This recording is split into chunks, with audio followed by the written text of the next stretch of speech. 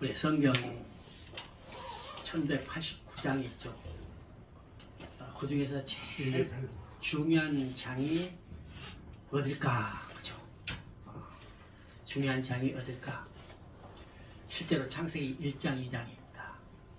그러니까 우리가 창조의 목적을 알아야 하나님이 구원 계획을 이루시는 하나님만 구원 계획의 목적을 알 수 있습니다.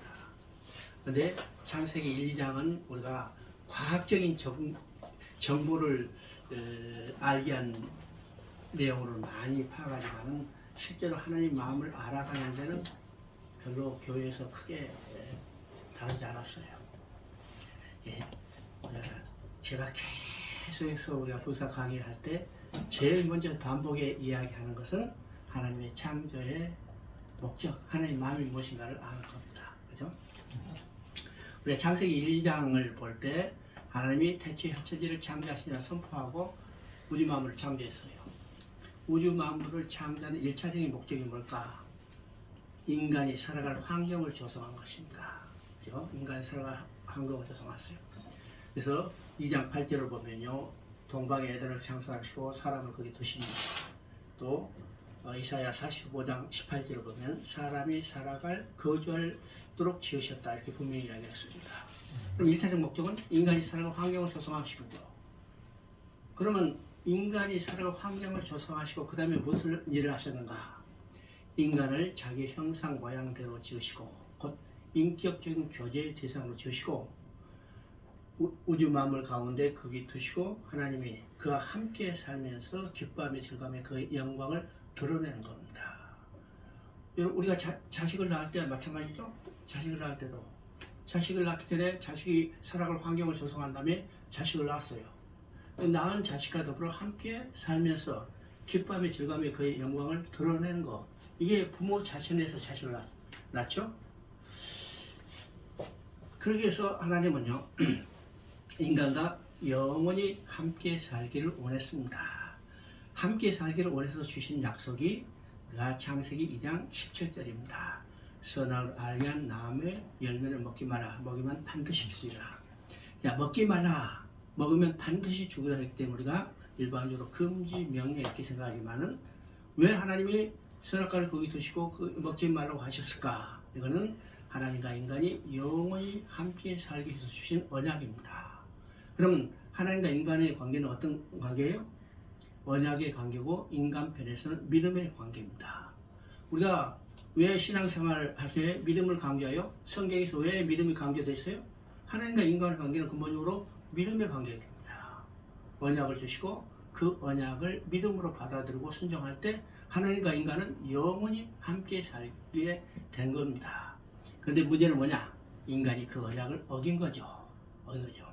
그래서 창세기 3장 1절부터 6절까지는 인간이 하나님의 언약을 믿지 못하고 손을 뻗어서 선악과를 따먹었어요. 불순종 행위죠. 그래서 아까도 얘기했지만은요, 네, 우리 이 목사님도 얘기했지만은 우리 믿음과 순종은 둘이 아니고 하나입니다. 하나죠. 왜 순종하지 못하는가? 약속을 믿지 못하기 때문이에요. 약속을 믿는다면 반드시 순종하게 돼 있죠. 그래서 믿음과 순종은 둘이 아니고 하나라는 사실을 우리가 이미 거기서부터 보게 된 겁니다. 자, 인간이 하나님의 언약을 믿지 못하고 선악과를 따먹었어요. 자, 하나님 법을 어긴 거죠. 명령을 지키지 못한 거죠. 그래서 범죄하게 된 겁니다. 이 범죄한 인간에게 하나님이 찾아오셨어요. 자, 찾아오셔서 내가 어디냐 물어보시는 것은 목적이 뭐냐면 심판의 목적이 있는 게 아니라 구원의 목적이 있습니다. 심판의 목적이 있다면 찾아오실 필요도 없고 내가 어디냐고 물어보실 필요도 없어요. 그래서 이 내가 어디냐고 찾아오셔서 내가 어디냐고 물어보신 것은 그들이 무슨 짓을 했는지 깨닫고 회개하고 돌아오기를 촉구하는 공일의 음성입니다. 자, 하나님이 찾아서 부르시는 것은요, 성경 전체 역사, 아니요 인류 역사를 통해서 계속 반복되는 거예요. 자, 그것이 언제 이루어지는가? 하나님이신 그분이 육신을 입고 이 땅에 오셨어요. 그분이 누구예요? 예수 그리스도예요. 예수 그리스도께서 이 땅에 오셔서 공생의 첫 번째 선포하는 말씀이 어떤 말씀입니까? 회개하라, 천국이 가까이 나라. 이것은 아담이 범죄했을 때 찾아오셔서 내가 어디냐고 물으는가 동일한 겁니다. 회개하고 돌아오는 거예요. 이게 성경의 역사예요. 이 구원의 역사입니다. 자, 아담이 뭐라고 반응했어요? 벗었으므로 두려워 숨었나이다. 여기서 세 가지가 나오죠. 첫째는 벗었다는 거, 두 번째는 두려웠다는 거, 세 번째는 숨은 겁니다. 범죄한 인간은 두려워서 숨을 수밖에 없는 존재예요. 자, 여기서는 벗었다는 말이 나오죠. 벗었다는 것은 어떤 의미일까? 바로 하나님이 아담과 하에게 찾아오셨을 때 아담과 하는 어떤 상태냐면 무화과 나무 잎으로 치마를 해 입은 상태죠. 근데 벗었다고 했어요. 이건 육신의 문제가 아니라 영적인 문제고, 다른 말로 말하면요, 죄진 인간은 하나님 앞에 설 수 없게 된 상태를 이야기합니다. 자, 하나님 앞에 설 수 없기 때문에 어떻게 해요? 하나님 앞에 쫓겨날 수밖에 없죠. 그래서 창세기 3장 24절에 보면 하나님이 그들을 쫓아내셨다고 씁니다. 그러면 왜 쫓아내셨을까? 우리가 성경적 이유를 정확히 알아야 합니다. 이 성경적 이유를 우리가 고린도 후서 6장 14절에 이야기죠. 의와 불의가 함께할 수 없고 빛과 어둠이 교제할 수 없다고 씁니다. 이 말은요, 하나님은 의로우신데 인간은 범죄함으로 불의한 자가 됐어요. 하나님은 빛이신데 인간은 범죄함으로 어두운 자가 됐죠. 그래서 범죄함으로 불의한 자가 되고 범죄함으로 어둠된 인간은 빛이시고 의로우신 하나님과 함께할 수 없기 때문에 쫓겨날 수밖에 없습니다. 그죠? 그러면 쫓겨난 인간에게 가장 중요한 것은 어떤 일까? 그죠? 쫓겨난 인간이 가장 중요한 일은 하나님 앞에 다시 돌아가야 해요. 돌아가죠? 그러면 불의한 자가 돼서 의로우신 하나님 앞에 쫓겨난 인간이 하나님 앞에 다시 돌아서는 어떻게 될까? 의로운 자가 돼야죠. 의로운 자가 돼요. 그런데 불의한 인간은 스스로 의롭게 될 수 없기 때문에 하나님이 의롭다 여겨주시는 겁니다. 이게 우리가 칭이라고 하죠. 자, 어둠인 데서 인간은 하나님 앞에 쫓겨났어요. 그러면 하나님 앞에 쫓겨난 인간의 가장 중요한 일은 하나님 앞에 다시 돌아가야죠. 그러면 어둠이 빛으로 바꿔줘야 빛이신 하나님께 돌아갈 수 있죠. 근데 어둠은 스스로 빛을 낼 수 없죠.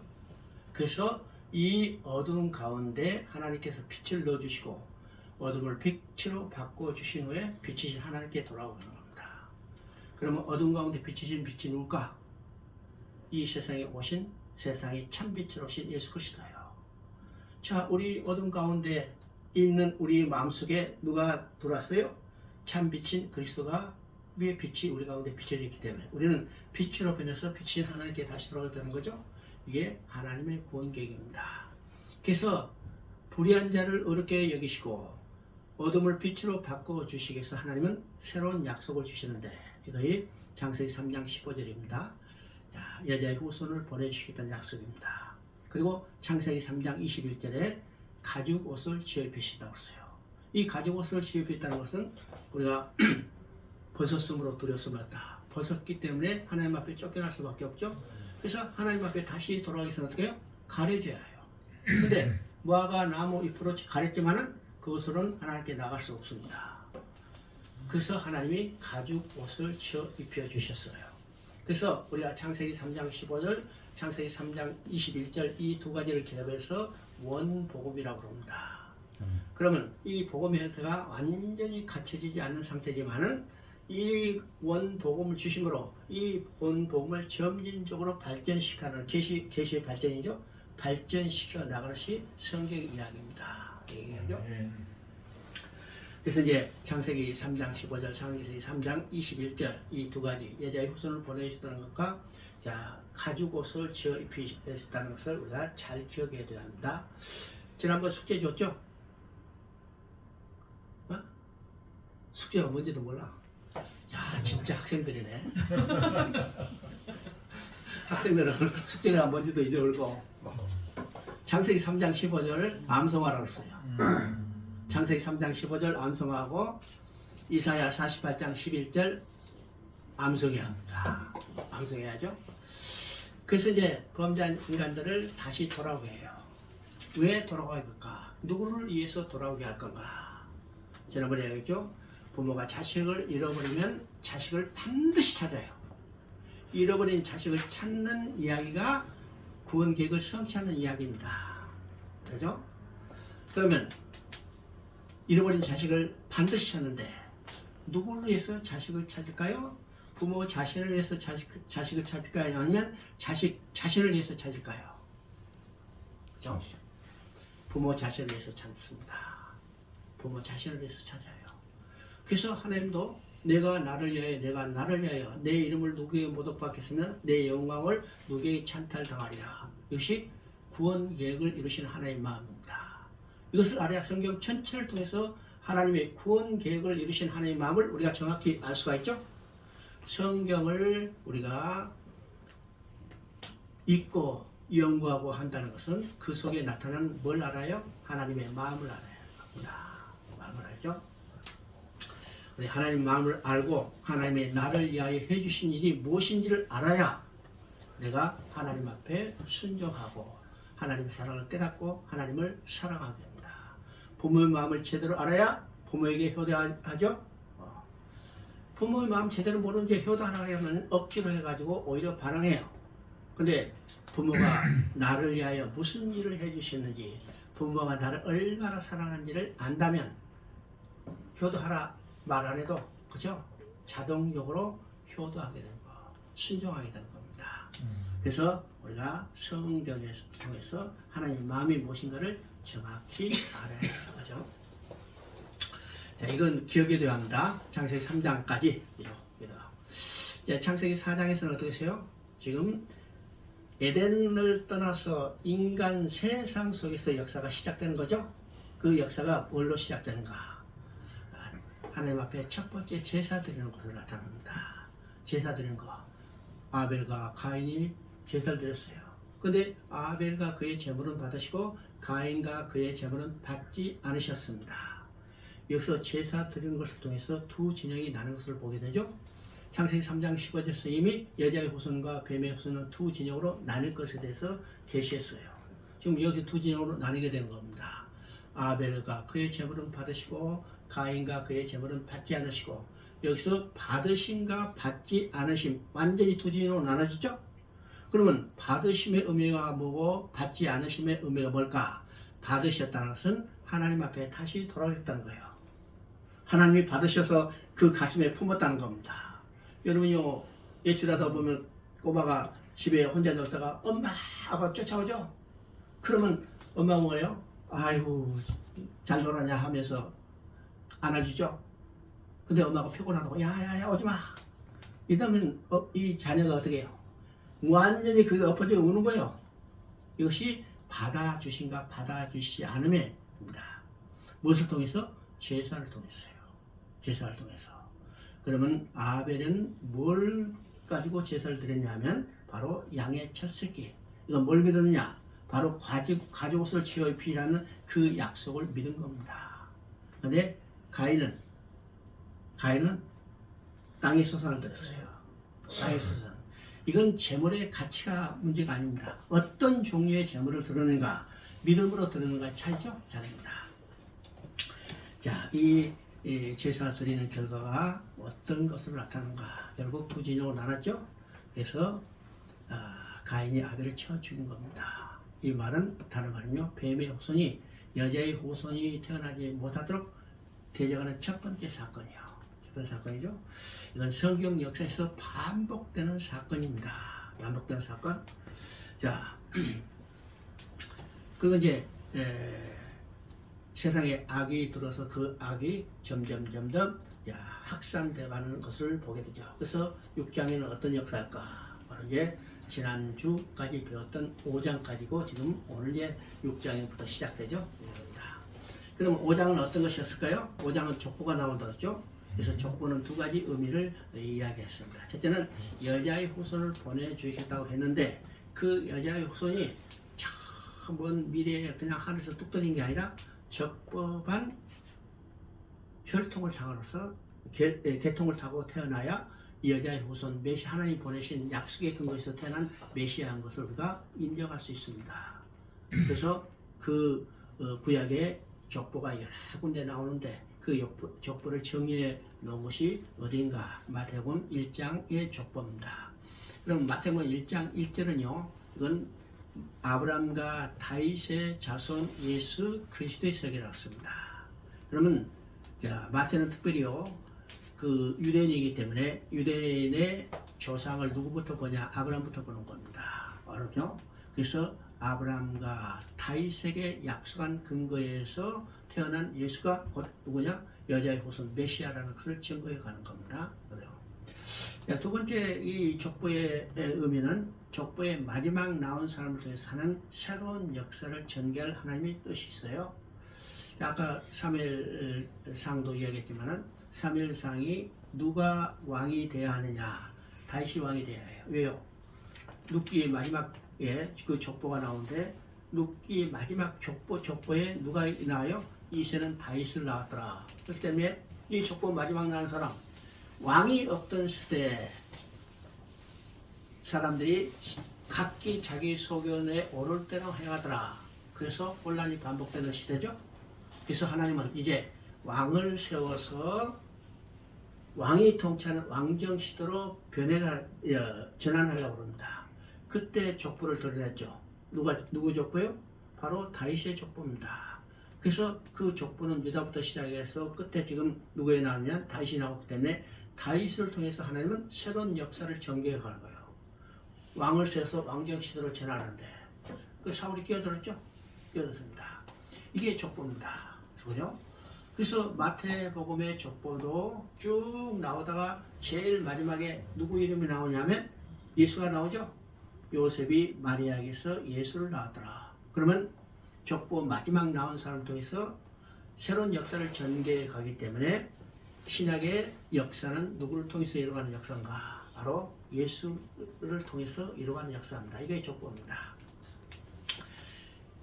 자, 그러면 지금 5장에 창세기 5장에 족보의 마지막에 누가 나오냐면 노아가 나오죠.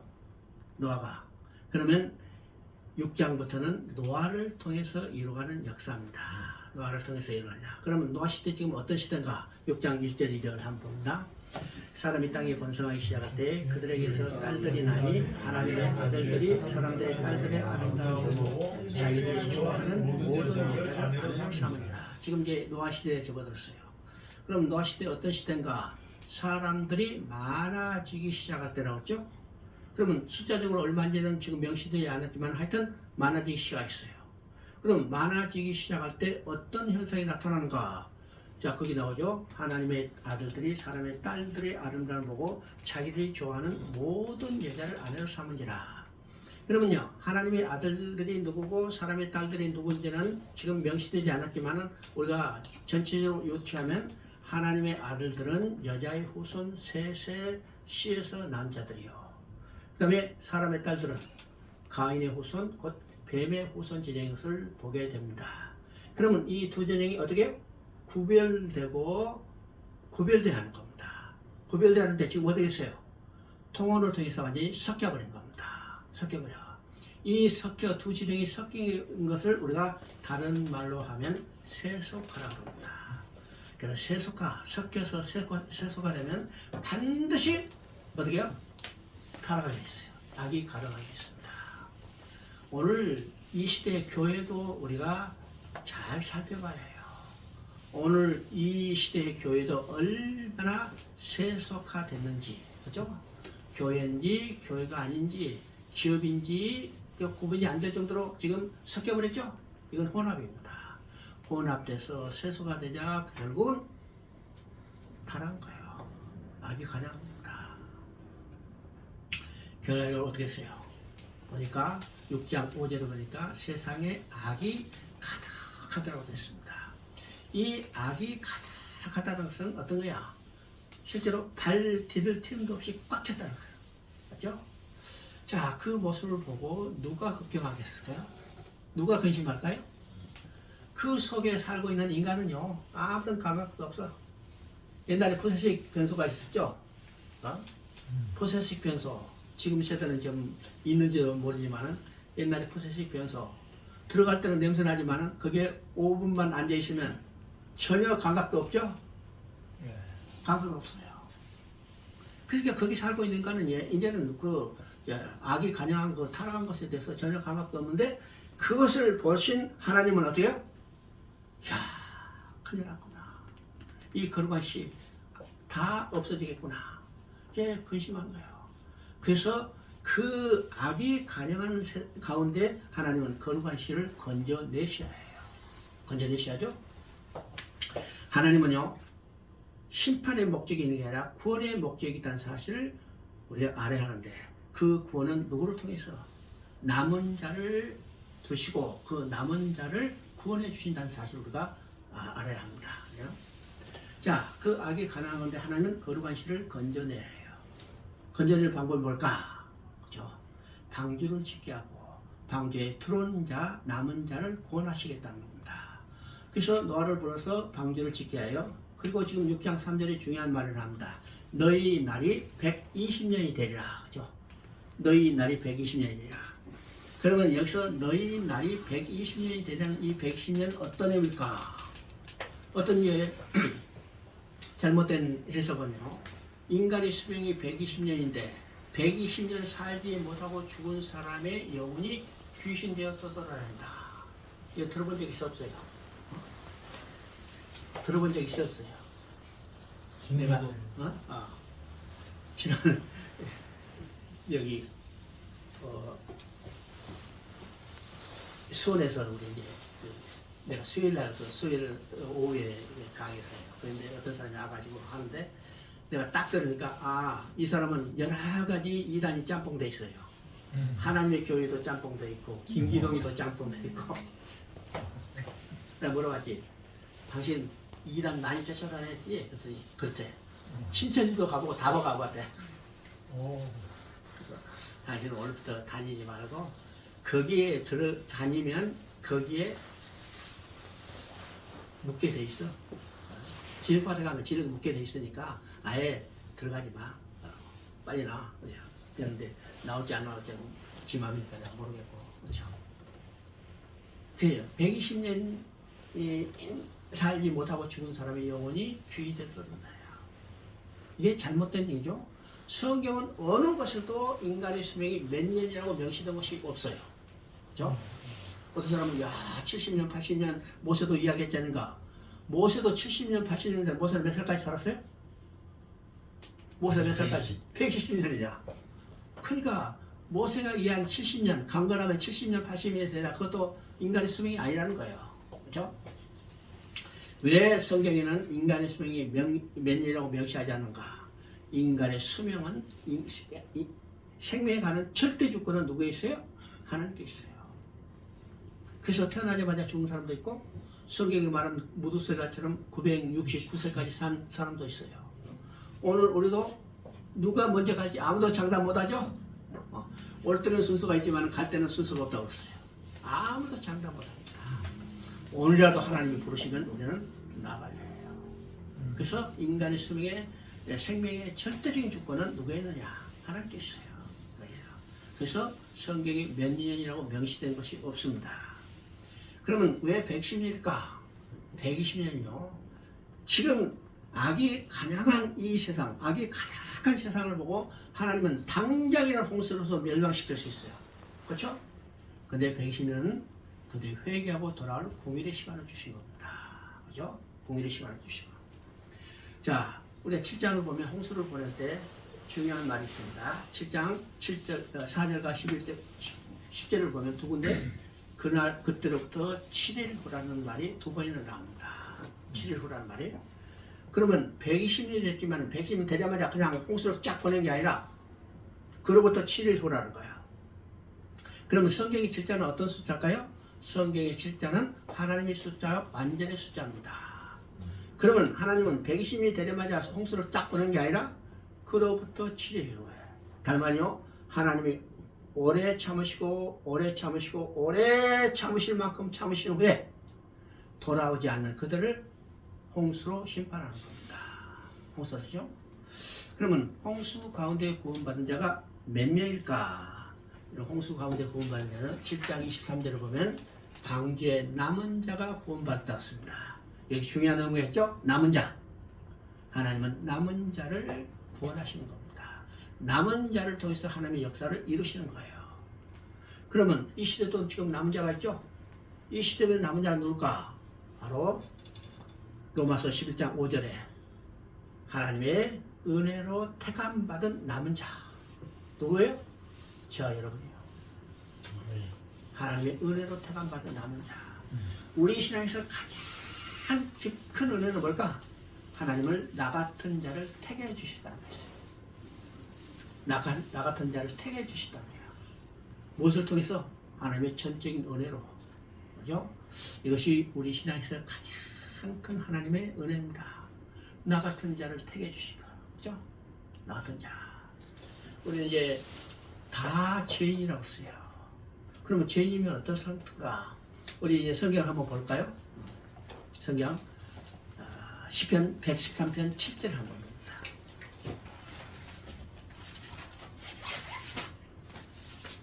시편 113편 7절.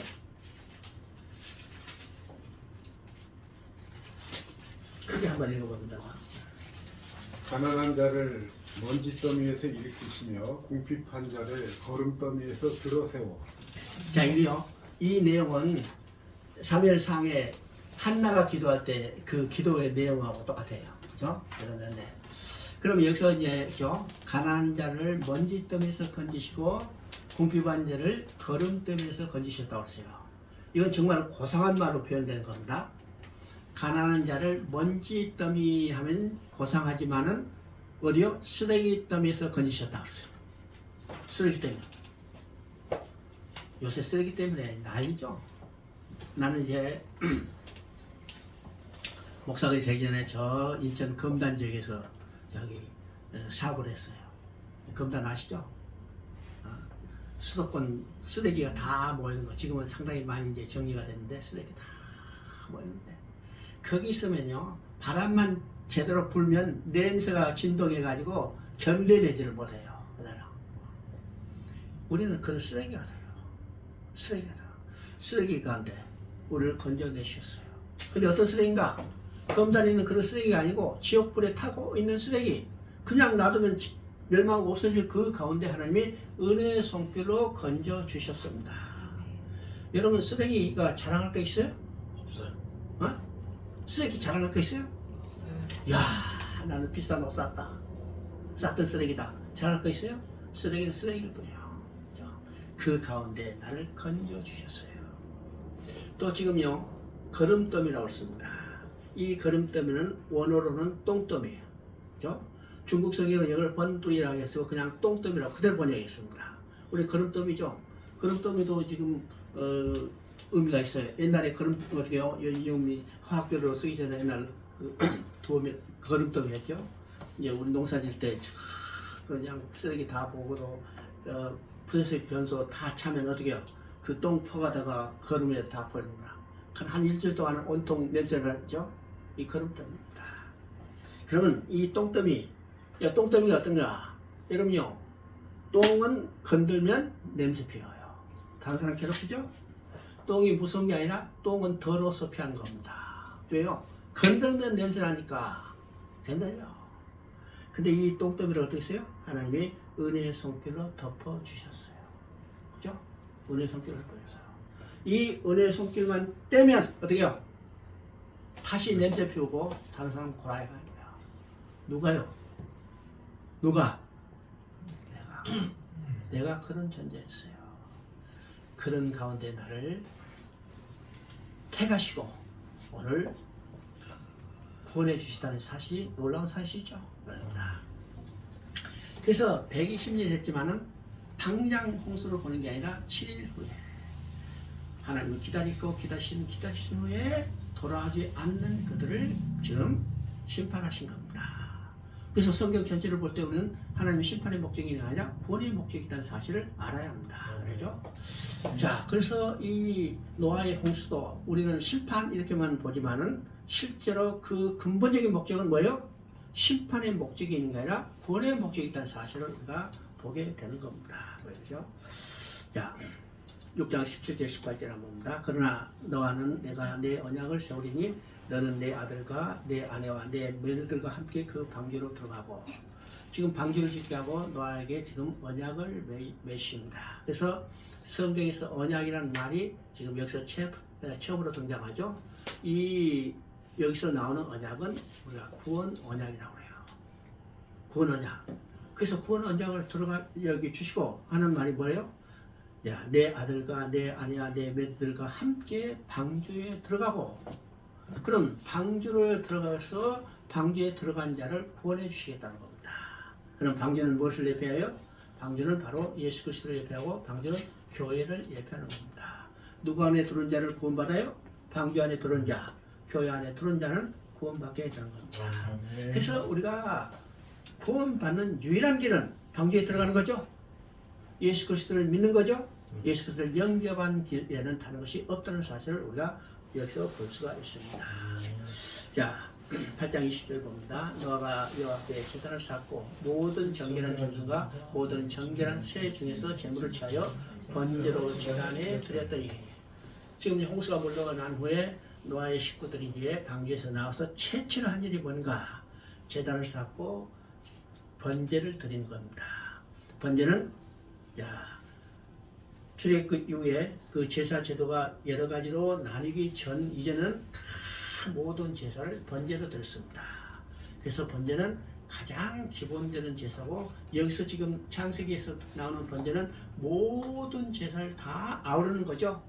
여기 말하면요, 하나님과 화해가 회복되고, 그 다음에 하나님 앞에 제사함을 받게 되고, 하나님께 모든 명예와 이름을 거룩하게 하는 이런 모든 것들이 다 회복되는 제사입니다. 그래서 노아가 나가지고 첫 번째 번제를 드렸어요. 그러면 여기서 뭘까요? 인간이 하나님 앞에 나아갈 수 있는 모든 길은 오직 무엇을 통해서만? 번제를 통해서만 나갈 수 있다는 것을 그래요. 그죠? 아벨도 번제를 통해서 하나님과 앞에 나갔어요. 그죠? 하나님께 받아주셨어요. 지금 노아도 하나님 앞에 번제를 통해서 나아가게 되는 겁니다. 그렇죠? 자, 그런데 여기서 번제를 드릴 때 뭐요? 모든 정결한 짐승과 모든 정결한 새 중에서 제물을 취하여, 그죠? 이 제물을 취해서 번제를 드렸습니다. 제물 없이 드려지는 번제가 없고, 제물도 뭐 중에? 짐승 중에 제물을 취하는데, 그러면 이 노아가 드렸던 이 짐승들, 제물은 누가 준비했을까요? 그렇죠? 누가 준비했을까? 너가 준비했을까요? 누가 준비했을까? 방주에 들어올 때요, 너들도 들어가라. 그리고 똑같이 짐승도 하나님이 집어넣어줬어요. 집어넣었죠? 네. 노아가 끌고 간 게 아닙니다. 하나님이 집어넣었어요. 그리고 나와서 제사할 때 그 하나님이 방주에 넣어준 그 짐승들 중에 정결한 것을 골라서 제물로 드렸어요. 그러면 이 말은 어떤 말일까? 하나님이 받으실 제물은 하나님이 친히 준비하신다는 거.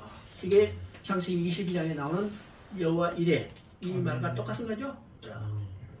하나님이 받으실 제물은 하나님이 친비해요. 그러면 이 제물은 누구를 예표해요? 십자가에 피 흘려 죽으실 어린 양 되셔서 우리를 가지고서 이 제피실 예수 그리스도를 예표하니까, 예수 그리스도도 누가 준비했어요? 하나님 친히 준비합니다.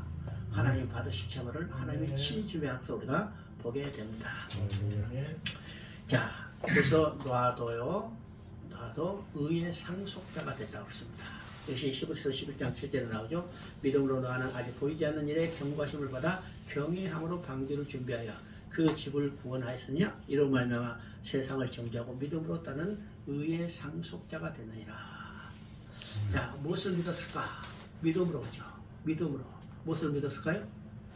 노아가 지금 정결한 짐승 중에서 제물을 드려서 번제를 드렸다는 것은 바로 우리에게 가죽 옷을 취업주실 바로 어린 양 되신 예수 그리스도를 믿은 겁니다. 믿음으로 의의 상속자가 됐어요. 믿음으로 의롭게 됐는데, 노아만 의롭다 된 게 아니라 그 후손이 모두 의롭게 되는 의의 상속자가 됐다는 것을 의미하죠. 그러니까 노아는요, 자기만 구원받는 게 아니라 그 후손들이 구원받을 수 있는 의의 상속자 역할을 하게 하는 것을 보게 됩니다. 자, 9장 20절 21절 봅니다. 노아가 농사를 시작하여 포도나무를 심었더니 포도주를 마시고 취하여 그 장막 안에서 벌거벗은지라. 26절을 보니까 이르되 셈의 하나님 여호와를 찬송하리로다. 자, 지금 9장은 어떤 내용인가? 노아가 지금 방주에 나와서 지금 지금 먹고 살기 위해서 뭐냐면 농사를 시작했어요. 농사를 시작하는 가운데 포도나무를 심었더니 포도나무가 잘 자라서 많은 열매를 맺었죠. 풍성한 열매를 맺자 이 포도를 따서 독속에 저장했더니 시간이 지나니까 뭐였어요? 포도주가 가려졌어요. 그래요. 지금은요 먹을 거 많으니까 정말 뭐 풍성하지만은 그때 뭐가 있겠어요? 그저 그냥 열매 따먹고 그죠? 지금 마실 것도 뭐예요? 포도주 지금 이제는가? 야 심심하니까 한 잔 마실까? 마셨더니 맛이 있었을까요? 없었을까요? 맛이 있었을까? 없었을까? 포도주. 그때 포도 맛이 있었을까요? 없었을까요? 맛있었어. 공기도 오염없어. 토양도 오염없어. 물도 오염없어. 완전히 요새 말하면요 무공해죠. 무공해. 그 맛있는 포도를 따서 포도주를 담갔는데 그 포도주가 맛있겠어요? 맛없겠어요? 그죠? 한번 맛보고 싶은데 지금은 도저히 불가능해. 그죠? 그럼 또 마시고 싶잖아요. 그래서 여러 번 마셨더니 재서요? 아무리 알코올이 농도가 낮다 하더라도 많이 마시면 취하게 돼서 성경에도 취했다고 그러잖아요. 취하여 그래요.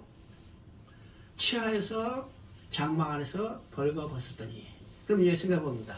그때 옷에 어떤 패션일까? 그때 패션이 어떻게 돼요? 요새 단추 달고 복잡하니 벨트 메고 자크 가지고 하는 게 아니죠? 그냥 천으로. 천도 어떻게 우리 가만히 짜둔 것보다 더 못하게 아마 짰을 거예요.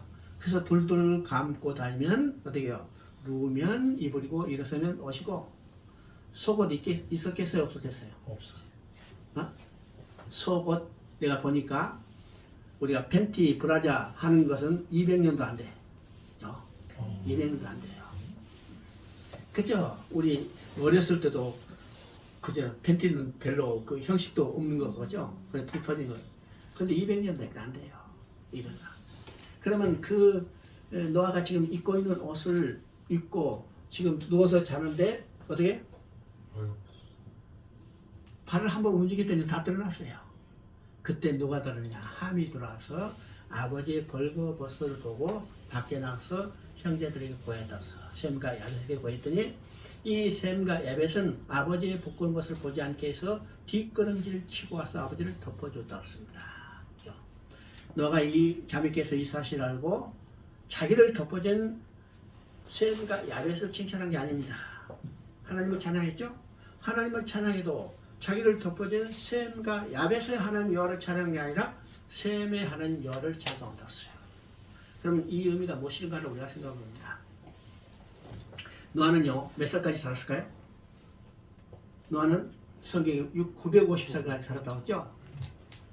여러분 한번 생각해보세요. 950살까지 정말 지겹도록 산 거죠? 그죠? 지겹도록. 여기서 95세 있어요? 95세 안 됐잖아요.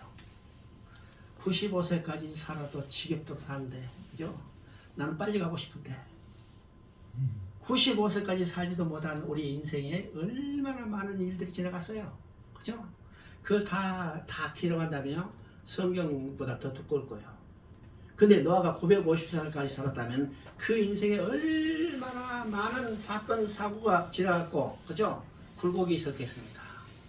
그 중에 노아가 술을 마시고 취한 사건이 이야기 끝나 됐겠어요?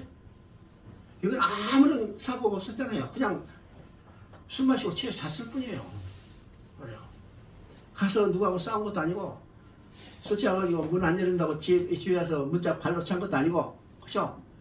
그냥 누워서 잤는데, 이것이 성경에 기록해서 성경을 읽은 모든 사람들이 노아가 벌거벗던 사실을 다 알게 된 거예요. 이게 어떤 의미일까? 그죠? 어떤 의미일까?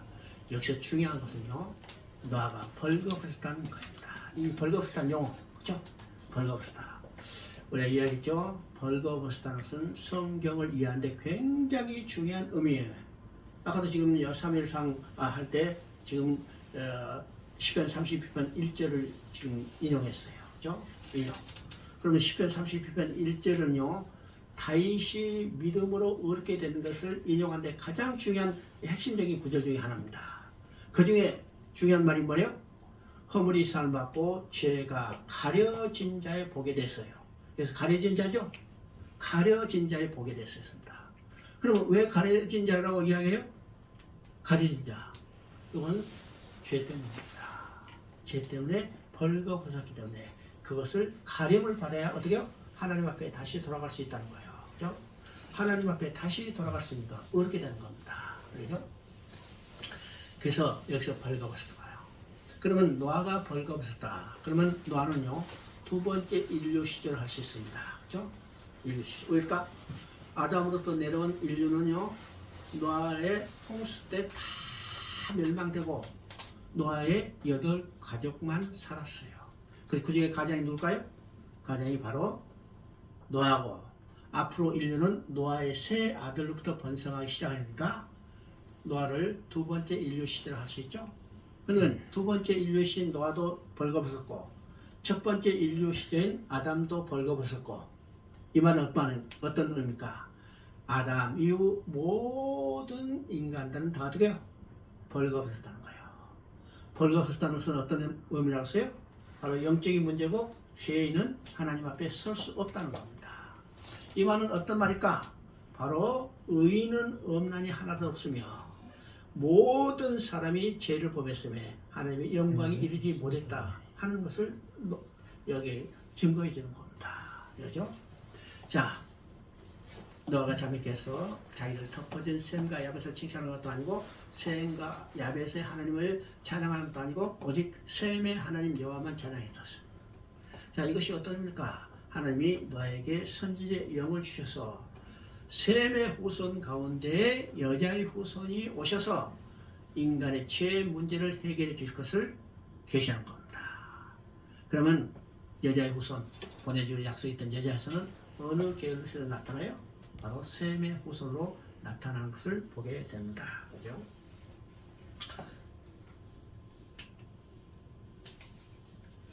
여기 한번 볼까요? 창세기 10장을 합니다. 창세기 10장 6절 6절 함의 아들은 구스와 미스라임과 붓과 가나안이요 구스의 아들은 스바와 하일라와 삽다 라마 십득이야 라마 아들은 스바와 드단이며 구스가 또 니므롯을 낳았으니 그는 세상의 첫 용사라. 그가 여호와 앞에서 용감한 사냥꾼이 되었으므로 속담에 이르기를 아문은 여호와 앞에 니므롯같이 용감한 사냥꾼이라 하더라. 그의 나라는 신할 땅의 바벨과 에렉과 악각과 갈레에서 시작됐으며. 자, 이것은 어떤 의미입니까? 지금 이제 10장은요 노아의 세 아들로부터 인류가 번성하기 시작한 것을 기록하고 있죠. 그래서 지금 이 지구상에 존재하는 인종의 조상이 누군가를 연구하는 인종학자들은 바로 이제 창세 10장을 통해서 인류의 조상들, 지금 있는 종족들의 조상들을 이야기하기도 합니다. 그러나 우리는 이제 인종학자는 하니까 뭘 볼 수 있는가? 지금 함이 누구를 낳았어요? 함이 구스를 낳고 구스가 니므를 낳았습니다. 함의 족보가 나오죠? 그러면 함의 후손 가운데 누가 나왔는가? 니므롯이 나왔어요. 니므롯은 어떤 사람인가? 세상에 첫 제일 가는 용사로서. 그러면 이 첫 제일 가는 용사 이 말은 어떤 의미일까? 세상에 첫 번째 태어난 용사라고 의미도 있고 또 다른 의미는 많은 용사 중에서 가장 우두머리 용사, 그죠? 센 용사 이런 의미도 있는데 하여튼 둘 중에 어떤 것이든지 우리가 그냥 하여튼 센 용사예요. 그죠? 첫 번째 나타났든지 아니면 가장 센 용사든지 그가 누구였을까요? 그가 어떤 사람인가? 여호와 앞에서 용감한 사냥꾼이었습니다. 그럼 여기서 여호와 앞이라는 것은 하나님과 교제하기 위해서 서 있는 그런 상태가 아니고 하나님을 대적하는 상태입니다. 이게 대적하는 상태. 그리고 용감한 사냥꾼이었습니다. 우리가 사냥꾼 해도 이미지가 어떤 것이요? 짐승을 죽이고 그것을 업으로 삼는, 그죠? 야생 짐승을 죽이고 그것을 업으로 삼는 사람이 사냥꾼입니다. 그죠? 그러니까 죽음, 피 흘림, 이거 짐승입니다. 근데 용감한 사냥꾼이라는 것은 그 의미가 깊죠. 이건 짐승만이 아니라 사람도 죽이고 전쟁도 일으키고, 사람도 죽이고 전쟁을 일으키는 목적이 뭘까? 자기 권세를 드러내게 한 겁니다. 그죠? 자기 권세를 드러내게 해요. 그래서 하나님을 대적해서 자기 권세를 드러내기 위해서 사람도 죽이고 전쟁도 즐기는 니므롯이 뭘 했으냐면 10절에 보니까 그게 나라를 세웠죠. 그의 나라였습니다. 이 그의 나라, 이것은 인간 나라예요. 그럼 성경 전체는 하나님께서 하나님 나라를 건설하는 하나님의 계획을 성취해가는 거죠. 근데 하나님을 대적한 인간들은 인간 스스로의 나라를 건설하는 거예요. 그 첫 나라가 어떤가? 바로 바벨입니다. 바벨. 그러면 이 바벨로부터 시작되는 하나님을 대적하는 대표적인 나라가 어떤 나라예요? 바벨론이라는 나라죠. 바벨론 나라. 이 바벨론은 어디까지 나오는가? 계시록 끝에 와서 7 대접이 쏟아질 때 진멸되는 그 상태까지 뭐가 대적이에요?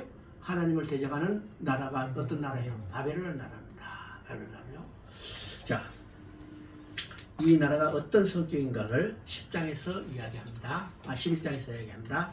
11장 3절부터 4절까지 봅니다. 서로 말하되 자 벽돌로 돌을 만들어 견고히 굽자 하고 이에 벽돌로 돌을 대신하며 역청으로 진흙을 대신하고 또 말하되 자 성읍과 탑을 건설하여 그 탑 꼭대기에 또 꼭대기를 하늘에 닿게 하여 우리 이름을 내고 온 지면에서 흩어짐을 면하지 하였더니 8절에 여호와께서 거기서 그들을 온 지면에 흩으셨으므로 그들이 그 도시 건설을 하기를 그쳤더라. 우리 이제 창세기 11장 하면요 일반적으로 어떤 생각이냐, 아, 바벨탑 사건 이렇게 생각합니다. 왜냐? 지금까지 그렇게 배워왔기 때문에 그죠? 그런데 바벨탑 사건은 틀림없지만은 우리가 중심은 뭐냐면 바벨탑이 아니라 바벨이라는 나라에 있습니다. 바벨이라는 나라에 있어요. 지금 10장에서 바벨이라는 나라를 건설했죠? 근데 11장에서 그 바벨이라는 나라의 성격이 무엇인가를 규명해 주는 겁니다. 그래서 여기서 보세요. 4절에 성읍과 탑을 건설하며, 그죠?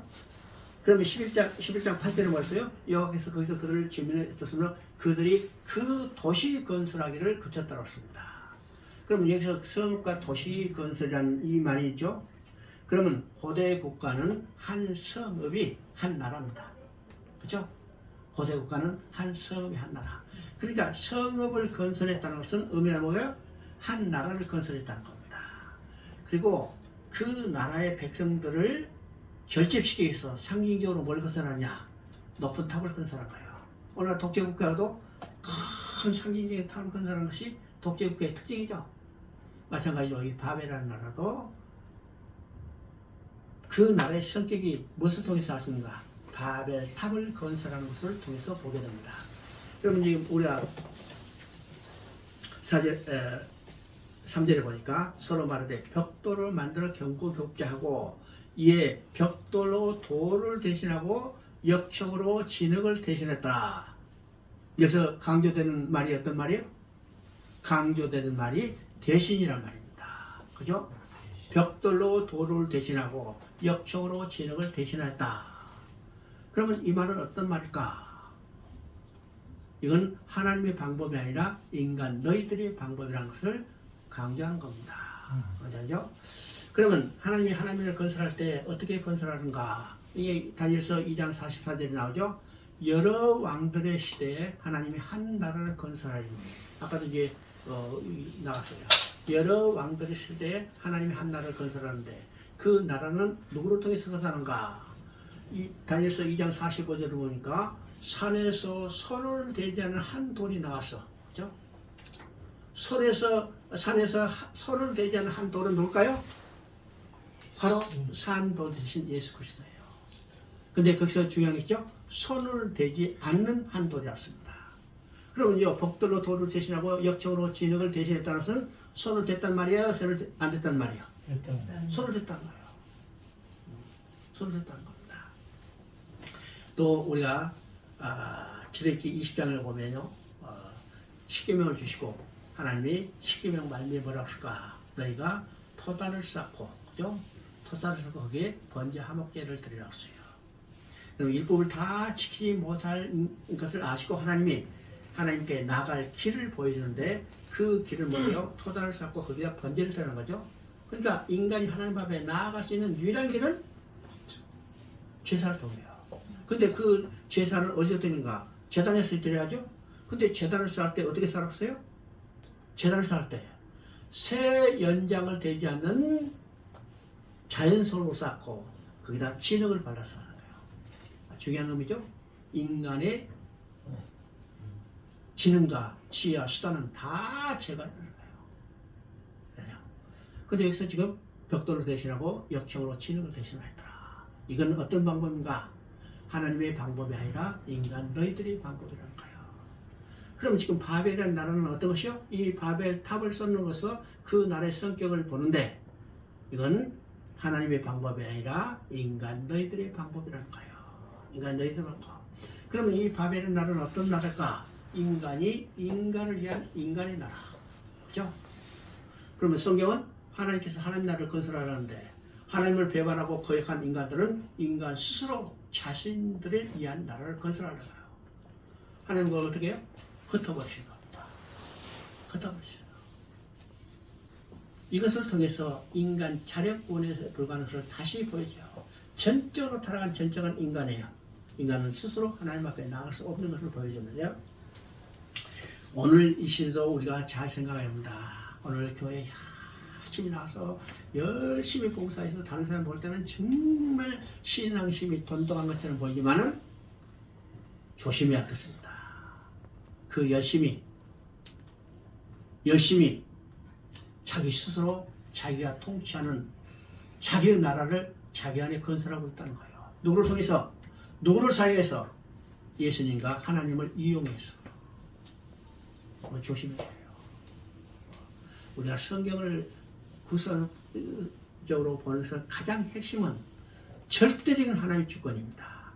절대적인 하나님.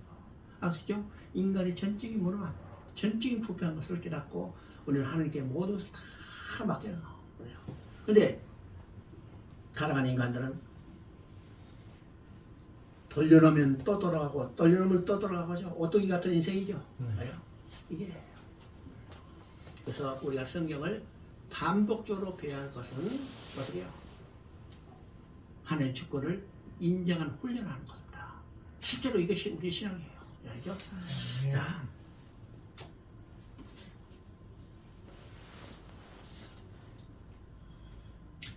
자, 하나님께서 인간을 위하여 세운 인간 나라 바벨은 흩어버리시고 하나님 이제는 하나님 교회가 목적을 성취해서 아브라함을 부르시는 겁니다. 아브라함이죠. 우리 창세기 11장 10절을 한번 봅니다. 잠깐만 잠깐 쉬었다. 그럼 쉬었다. 12장.